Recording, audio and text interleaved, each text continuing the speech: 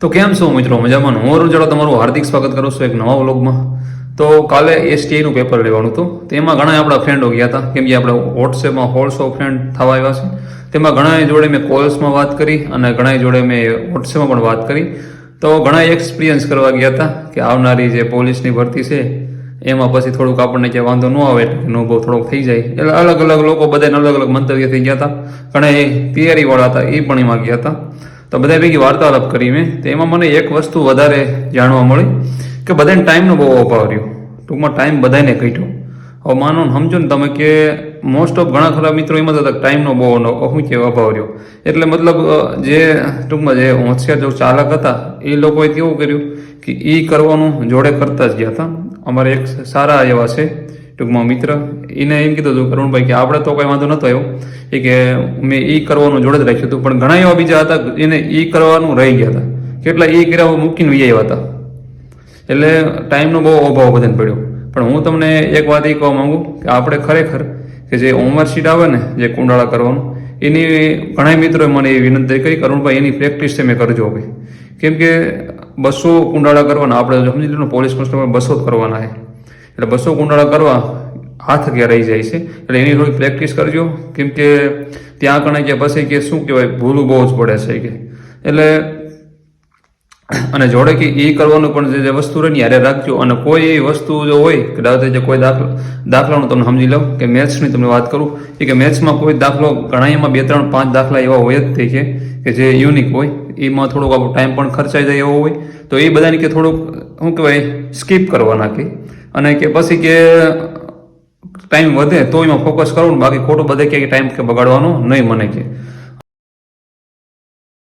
અને બીજી એક વાત જાણવા મળી છે કે માની લો કે તમે આપણે એમ થાય કે આપણે આટલા બધા આઈટમ કરી વળવી, પણ જે હોશિયાર હતા ને એ લગભગ મોસ્ટ ઓફ મેં જેટલા જાણ્યા ને એ બધાએ 160, 170, 160 પછી 150 ત્યાં સુધી બધા એટેમ્પ કર્યા છે. એથી ઉપર તો મને કોઈનો હજી આંકડો મળ્યો નથી. 71 સુધીનો એક ભાઈ મેં 171 એટેમ્પ કર્યા. 200 માર્કનું ટૂંકમાં પેપર હોય એસટીઆઈનું. તો એ કે 171 સુધી મેં એટેમ્પ કર્યા હતા. એમ અલગ અલગ મિત્રો બધા ઘણા, એક અમારા જે પરમ મિત્ર છે એને 161 એટેમ્પ કર્યા હતા. એટલે મેરિટ આપણે કઈ વાત નથી કરી, કેમ કે એ આપણું કામ નથી. મેરિટ તો કોઈ ન કહી શકાય. તો એન્ડમાં ખબર પડે, આન્સર કી જાહેર થાય પછી બધી ખબર પડે, ત્યાં કોઈને ખબર ના પડે. અને બીજા નંબરની એ વાત છે કે આપણે એમાં શું ધ્યાન રાખવાનું એ મહત્વનું છે. તો પહેલી વાત એ કહું કે આપણે હોમવર્કશીટ જે આવે ને જે કુંડાળા કરવાની એની આપણે ખાસ પ્રેક્ટિસ કરવાની છે. અને બીજા નંબરમાં કે આપણને આવડે ને એટલું જ એટેમ્પ કરવાનું છે. કેમ કે એ પેપરમાં ઘણું એવું યુનિક પોઈન્ટ હતા વતન, અને મોસ્ટ ઓફ બધાના મોટે એક જ શબ્દ સાંભળવા માટે મળ્યો છે એ કરુણભાઈ પેપર હાવ હેલું હતું કે આમ થોડુંક આમ ટૂંકમાં લેન્ધી બહુ ન કહેવાય એવું આમ સારું પેપર હતું એમ કહેવાય ને કે હસમુખ પટેલ સરના પગ મેં હતા તો એ થોડુંક સારું નીકળ્યું, બહુ સારું કહેવાય. ને કતાર સુધીના જે 2-3 પેપર એમને લીધા છે એમાં તો ક્યાંય સારાના વાવડ સંભળાતા નથી, પણ આ પેપરમાં થોડાક સારાના વાવડ સંભળાય છે. તો ટૂંકમાં જૂની કાંક થોડીક વસ્તુ પડી રહી છે, સમજો બીજા અધ્યક્ષની સમજો તમે એ વાત. એટલે આપણે જે એક્ઝામ રહીને આપણે પણ એ જ કરવાનું છે. આપણે પણ વ્યવસ્થિત એની પ્રેક્ટિસ કરવાની, હોમવર્કશીટની પણ પ્રેક્ટિસ કરવાની છે. અને જેટલું આપણાથી થાય ને એટલું જ એટેમ્પ કરવાનું છે, વધારે પૂરતું નથી કરવાનું. અને ટાઈમનું ખાસ નોંધ લેવાની છે, કેમ કે ટાઈમની વધારે પૂરતી મહામારી છે. આપણને એમ થાય અત્યારે ઘણા એમ કે અત્યારે હું જ ખુદ એમ કહું છું મને ગણિત નથી આવડતું. રેડી મોસ્ટ ઓફ બધાને અત્યારે ગણિતમાં વીક છે, અથવા જેને ગણિત આવડે છે એને કોઈ બીજા સબ્જેક્ટમાં વીક છે. તો અત્યારે અમારા એક મિત્ર જે સારા એવા તૈયારી વાળા છે એને મને એવું કીધું કે અરુણભાઈ તમે ગણિત કરો હો ને હજી કે તમે કરંટમાં તમારે બધાને કે ફાંફા પડશે કે કરંટ પણ તમારે નેક્સ્ટ લેવલનું કરવું પડશે કે મેં એ વાત તમારી 100%ની છે.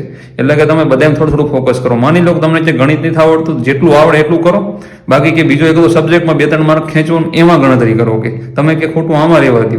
એટલે આ બધી વાત હું તમને એટલા માટે કહેવા માંગુ છું કે આપણે કઈ વસ્તુ આપણે કઈ રીતના ફોલો કરવી.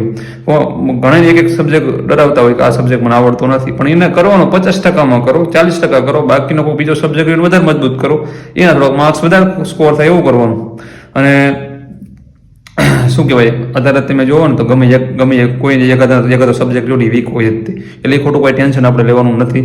પણ મેઇન વસ્તુ એ છે કે આપણે પૂરતા સમયમાં પૂરતા ટાઈમમાં કઈ રીતથી આ પૂરું કરવી એ મહત્વનું છે. અને એ પણ જાણવા મળ્યું છે કે આપણે એક PDF બનાવી હતી. એ PDFમાં પણ શું કહેવાય કંઈક 16 દાખલા એમાં હતા, કાંઈક કહેવાય છે એસટીના 16 દાખલા પૂછાણા હતા મેથ્સના, 16 થી 17 અંદાજિત કંઈક. તેમાંથી બધા 8 થી 9 દાખલા રહ્યા ને આપણે એક પીડીએફ આઈએમપી પીઓક્યુની બનાવી હતી, એમાંથી કાંઈક દાખલા કે 8-9ની પદ્ધતિ સેમ હતી કે એટલે એ પણ બહુ ખુશીનું કહેવાય કે આપણે યોગીતા સિંહની પીડીએફ બનાવી હતી આઈએમપી પીઓક્યુની મેં બધાને ઘણે ખરે આપી જ હતી વોટ્સએપમાં મારા મિત્રોને ઘણે ખરે આપી હતી. અને જે આઈએસટીની દેવા ગયા હતા ને એ બધાએ મને કીધું વરુણભાઈ તમારી પીડીએફ બહુ હેલ્પફુલ થઈ અને જોડે કે તમે પેપર બનાવ્યા પ્લસ કે તમે પેપર અને ઓલી બુક બનાવી હતી, એ બુકમાં પણ અમારે ઘણું ખરું કે હેલ્પ થયું કેમ કે રિવિઝન બહુ ફટાકે થયું અને રિવિઝનના કારણે થઈને અમારે કે પેપરમાં પણ પેપર પણ સારું ગયું. એટલે બધા લોકો મને રિસ્પોન્સ બહુ સારો દીધો કેમ કે બધા ભેગી વાર્તાલાપ મેં કરી હતી એટલે બધાના હું મંતવ્ય આપણે જાણવા મળ્યા. પણ મને એક મંતવ્ય વધારે એ જાણવા મળ્યું કે તમે એમ કહો ને કે મને આને ફાવતો વિચાર કરો, બધા એમ કહે છે 40 માર્કનું પૂરું મૂકીને આવ્યા 40 કે આપણે 20 માર્કનું ગણવું, 20 માર્કનું પબ્લિક કોરું મૂકીને આવે છે ટાઈમના અભાવના કારણે. એટલે ખોટું કોઈને ટેન્શન લેવાનું થાય એટલું કરવાનું. મારું એવું કહેવાનું છે ખુદનું વ્યક્તિગત કે જેટલી તમારી તૈયારી થઈ ગઈ હોય ને એટલાને વધારે રિવિઝન કરવાનું રહે. કેમ કે વધારે તમે ઓલું કરવા જશો ને માની લો 200 માર્કનું પેપર છે એમાંથી આપણો અંદાજિત આપણે 130-140 આવવાની ગણતરી રખાય આપણે આ રીતના આમાં કઈ રીતના આવું. બાકી 200 તો કોઈ જ ખબર 200 તમે ઠીકે નથી કરી પણ એમાં ખબર ક્યાંથી થાય. એ હોય કોઈક જૂજ માત્રામાં, આપણે નથી ન હોય કોઈક હોય પણ બધા એવા ન હોય. અમારે એક ભાઈ બંધ છે અમારા ફ્રેન્ડ, એને મને કીધું કે રણભાઈ આપણે કઈ રીતના પ્લાન આપણે બે ત્રણ પ્રશ્ન સોલ્વ કર્યા પછી એમાંથી એક સમજી લો કે એક પ્રશ્ન આપણને આવડતો જ નથી કે એને હાવ સ્કીપ જ કરવાનો છે. તો એને પછી કે આપણે ઘણા એવું કરતા હોય છેલ્લા એન્ડમાં બધા એ કરતા હોય આના એ કરી નાખશું એ કે હું જોડે કરતો જતો હતો જોડે એ કરતું જ જવાનું કે એટલે કે આપણને ખબર છે કે આમાં કઈ માથાકૂટ જ છે. હવે જ્યારે 4 ઓપ્શન ઉડતા હોય તો પછી એ કરી નાખવાનું કે ખોટું આવીને જાજુ કરે જજબાતીને ભેગી કરવાની નહીં. એટલે મારી ખાસ તમને એ વિનંતી છે કે તમે ઓમર જે આવે ને આપણે કુંડાળા કરવાના આવે ને એનું તમે પ્રેક્ટિસ થોડી કરજો. એ મારી ખુદ તમને વ્યક્તિગત કેવી છે, હું પણ હવે કરવાનું હું પણ તમારે પણ કરવાનું છે. અને જે કોન્સ્ટેબલ VSA વાળા છે એની માટે આપણે પેપરની બનાવ્યા છે ટોટલ 6 સેટ છે, ટૂંકમાં 30 પેપર સેટ છે આપણી આગળ VSA wise constable part B ના. તમારે કોઈ જોતા હોય તો વોટ્સએપમાં મેસેજ કરજો. તમને અગાઉ મેં એક નોંધ દેખાડી દીધી, એ નોંધમાં તમે મને મેસેજ કરજો તમે વોટ્સએપમાં, તમને આની PDF બધી મળી જશે અને જોડે મારી બુક એ તમને PDF એની પણ ફ્રીમાં મળી જશે. બહુ જ હેલ્પ થશે અને તમારું રિવિઝન બહુ સારું થશે. અને બીજા નંબરમાં કે ઘણા લોકો એની PDF લીધી છે અને STમાં રિઝલ્ટ પણ મળ્યું છે. કેમ કે ઘણા લોકોએ મને કીધું છે કે રણભાઈ તમારી જે બુક રહીને એમાંથી કે ઘણું ખરું કે હતું કે પણ મેં સાબિતી નથી કરી. કેવી સાબિતી કે મેં હજી પેપર સોલ્વ કરી મારી બુકનું નથી. કેમ કે બુક મારી 285 પેજની છે.